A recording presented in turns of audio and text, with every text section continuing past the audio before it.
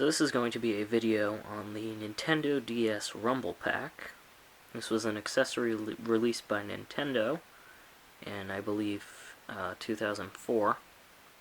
And basically what it's designed to do is add rumble capabilities to your Nintendo DS. So I'm going to demonstrate it for you a little bit. Just so you know, it does work on... zoom out a bit here. It does work on both the original Nintendo DS, or the Fat, and it also works on the DS Lite. It does not, however, work on the DSi because it needs a Game Boy Advance slot. So, since the DSi doesn't have an Advance slot, it won't work. Now, something about it is that even though it does work on the DS Lite, it doesn't go all the way in, because Game Boy Advance cartridges don't go all the way in, so it kind of sticks out a bit. However, it will work perfectly. I believe there are some aftermarket ones that are this sized, so they fit in there without sticking out, but those are not being made by Nintendo. The only ones that were made by Nintendo are these. So let's plug this into the original DS and try it out. Now, there were 32 total games released in the US that supported this. There were a few more in Japan. Some notable ones include Metroid Prime Pinball, which is what it released with, in a bundle. Mario & Luigi Partners in Time.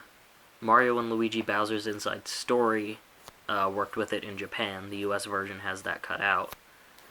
Super Princess Peach, and Wario Master of Disguise. Now, what I'm going to be showing you is it working with Star Trek Tactical Assault, which is a very good game, and it's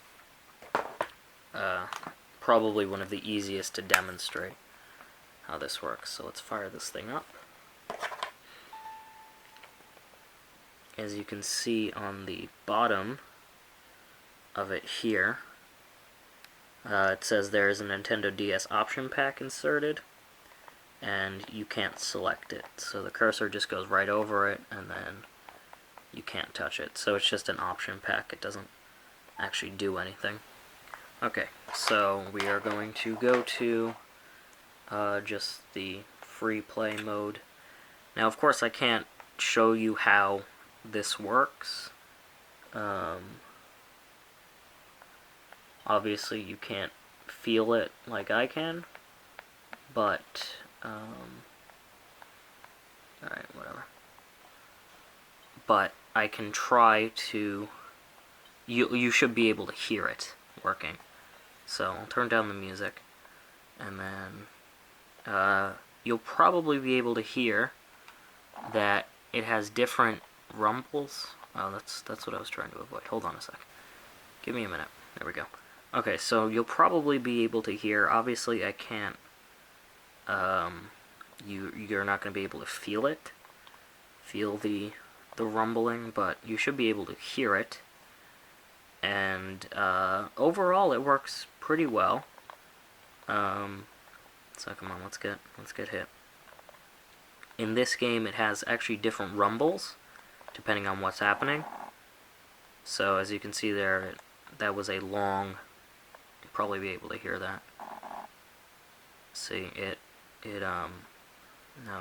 If you fire, it's different. It works really well, mainly because this is a rather small system. And then, of course, you should be able to hear this one really well. I'll go and rub up against this planet, so put it right next to the mic.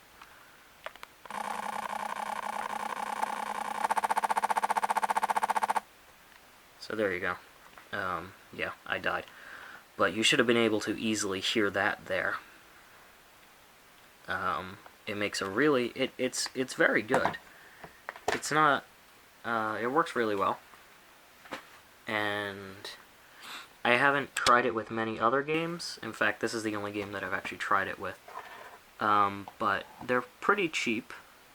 And if you can get a hold of one for, I think I paid less than $10 for this, I'd recommend it. Actually, what it's really nice for is if you have one of the original DS's, one of these fat ones, you can actually use it as like a dust cover.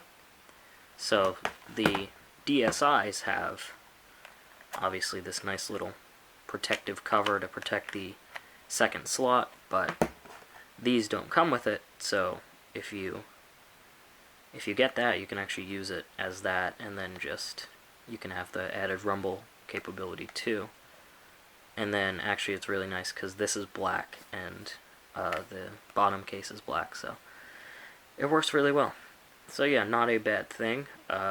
In the next shot, I'm going to show you what's inside of it and take it apart. Okay, so I've taken the screw out of the back. All it is for these, just like a normal Game Boy Advance cartridge, is just one tri-wing screwdriver in the back, and then pop the front off. You can see what's going on in here. It's just the standard board, and then you've got some wires going into this in the middle, which I assume is the rumble motor. I mean, that's the only thing it could be, and there you go. The board will lift off, but that metal piece is stuck to the plastic. So yeah, that's inside of it, and that's going to be it for this video. So thanks for watching, and I hope you learned something about this.